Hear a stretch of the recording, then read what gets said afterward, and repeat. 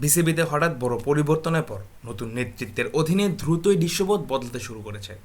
Bangladesh cricket বোর্ডের দায়িত্ব নেওয়ার পর দ্বিতীয় দিনের বৈঠকেই বেশ কিছু গুরুত্বপূর্ণ সিদ্ধান্ত নিয়েছে জাতীয় ক্রীড়া পরিষদ গঠিত অ্যাডহক কমিটি, যার নেতৃত্বে রয়েছেন বাংলাদেশের সাবেক অধিনায়ক তামিম ইকবাল খান।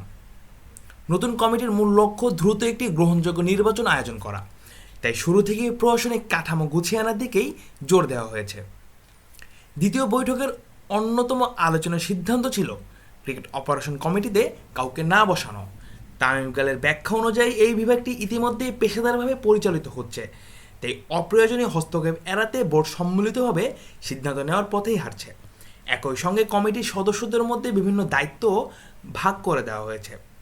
তামিম নিজে ওয়ার্কিং ও ফ্যাসিলিটিস দেখবেন, ফাহিম সিনা গেম ডেভেলপমেন্ট ও বিপিএল, তানজিল চৌধুরী বয়সভিত্তিক দল, সালমান ইস্পাহানি মার্কেটিং ও শৃঙ্খলা, রাসনা ইমাম নারী ক্রিকেট, মেডিকেল অভিযোগ, ইসরাফিল খসরু অর্থ কল্যাণ, সাইদ ইব্রাহিম আহমেদ নিরাপত্তা ও ক্রয়, মিনাজুল আবেদিন নান্নু টুর্নামেন্ট কমিটি এবং আতার আলী খান দেখবেন আম্পায়ারিং কমিটি ও মির্জা ইয়াসিরের দায়িত্বে থাকবে লজিস্টিক্স।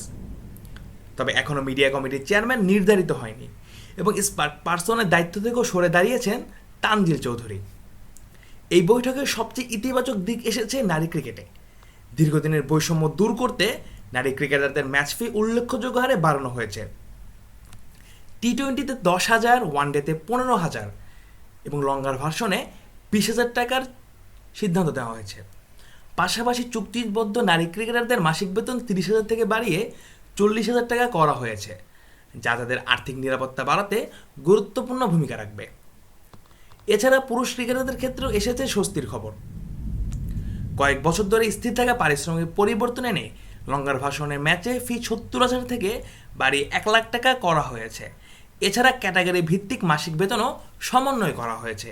এই ক্যাটাগরিতে 65,000, বি ক্যাটাগরিতে 50,000 এবং সিতে 40,000 টাকা নির্ধারণ করা হয়েছে, যা বর্তমান বাস্তবতার সঙ্গে সামঞ্জস্যপূর্ণ বলে মনে করছে তামিম ইকবালের নেতৃত্বাধীন এই বোর্ড।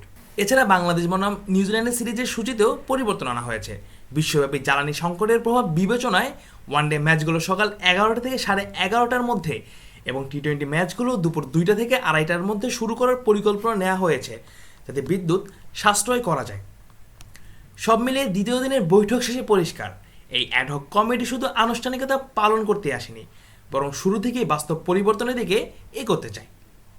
এখন দেখার বিষয়, এই গতি ধরে রেখে তারা কত দ্রুত একটি গ্রহণযোগ্য নির্বাচন আয়োজন করতে পারে এবং বাংলাদেশের ক্রিকেটকে স্থিতিশীল অবস্থায় আবারও ফিরিয়ে আনতে পারে।